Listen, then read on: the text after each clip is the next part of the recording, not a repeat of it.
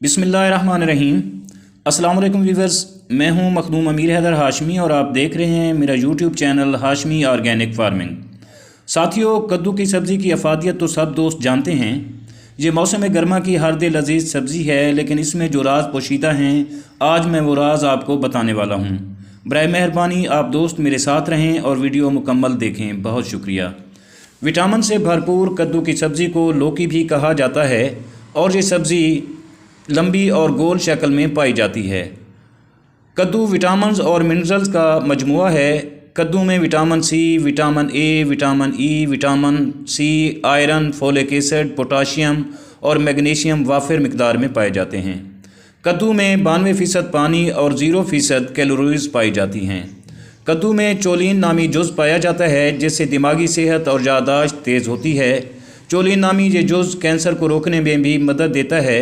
कद्दू में प्रोटीन की भी भरपूर मिकदार पाई जाती है। व्यूअर्स, कद्दू इंसान को बीमारियों से कैसे बचाता है?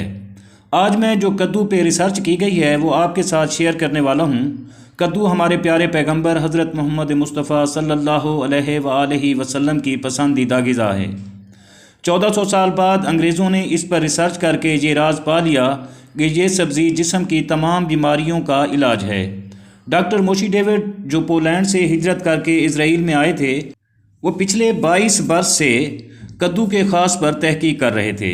2014 के मौसम गर्मा में ये तहकीक मुकम्मल करके यूनिवर्सिटी के बोर्ड ऑफ डायरेक्टर्स की मीटिंग में पेश की गई। इस रिसर्च पेपर में ये इंकशाफ किया गया कि कद्दू एक ऐसी मुकम्मल ग़िज़ा है जिसकी मिसाल किसी और ग़िज़ा में नहीं मिलती। अगर एक इंसान रोज़ाना 2 वक्त कद्दू खाए तो इसकी ग़िज़ाई ज़रूरियात पूरी हो जाती हैं।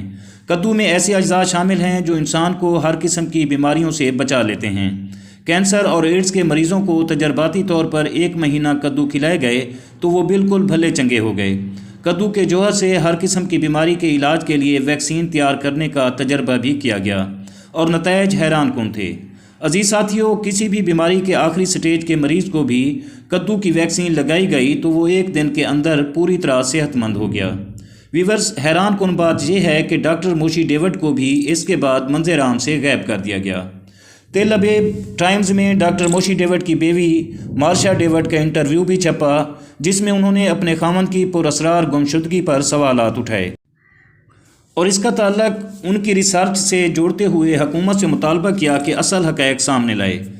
ये मामला भी वक्त की गर्द में गुम हो गया। इस रिसर्च को अगर ऑफिशियली तौर पर सामने लाया जाता तो इस्लाम की हकानियत खोलकर पूरी दुनिया के सामने वाज़े हो जाती और हनूद व यहूद का कुफ्र रोज़े रोशन की तरह वाज़े हो जाता। अज़ीज़ व्यूअर्स, मेरी वीडियो को अपने मुसलमान बहन भाइयों के साथ शेयर करें और कद्दू की अफादियत से रोशनास कराएँ ताकि किसी मुसलमान बहन भाई का फ़ायदा हो सके। अब यहूद व हनूद को पता चला है कि कद्दू को कद्दू शरीफ क्यों कहते हैं और ये कद्दू हमारे प्यारे नबी हज़रत मोहम्मद मुस्तफ़ा सल्लल्लाहु अलैहि वसल्लम की पसंदीदा ग़िज़ा क्यों थी।